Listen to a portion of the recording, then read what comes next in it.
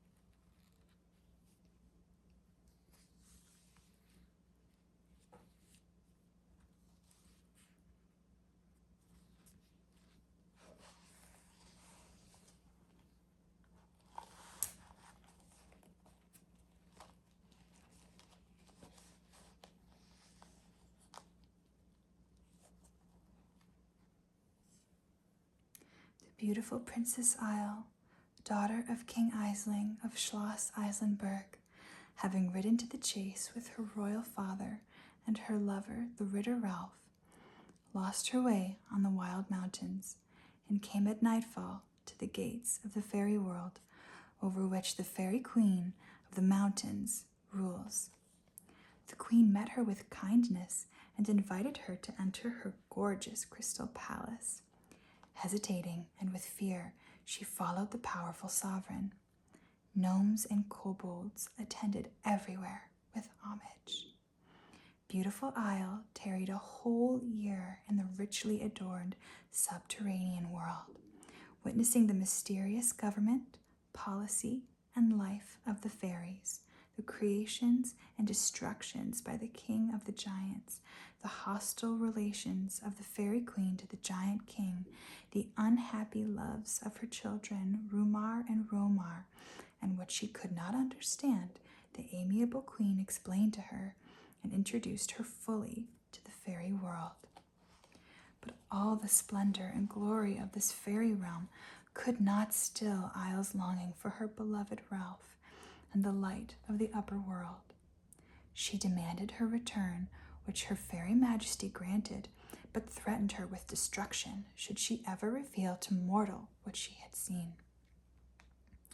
Princess Isle returned to the friendly light of day and rejoiced in the fidelity of her lover. But he threatened her with the loss of his love if she did not tell him where she had been so long a time and what she'd seen. The two lovers seated themselves on the soft moss. Isle laid her lovely head upon Ralph's breast and gazed up into his face with her wonderful and faithful eyes.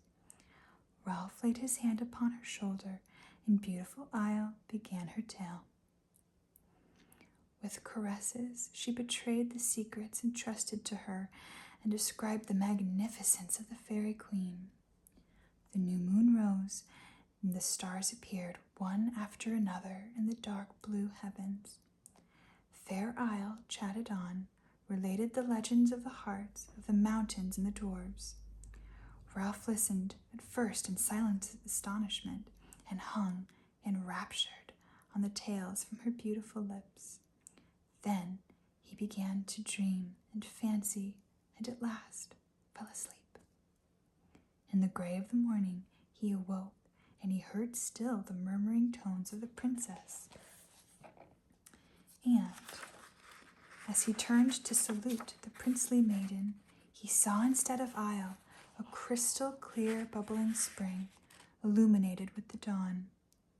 The water sprang gaily out of the soft moss and murmured ever in 1,000 leaps in tiny waterfalls over the moss-grown rocks adown the vale. Deepest despair seized Ralph's spirit. He knew now what he had done, and what had become of Isle through her betrayed secret, a clear, pure stream doomed forever to ripple and murmur through the mountains. Ralph built a cottage near the spring And when the new moon rose, Isle awakened him by the mossy bank, leaned her head caressedly on his breast, and he heard her sweet prattle till the blushing dawn spread her radiance over the soft riblets, and then the fairy virgin vanished in the blue air.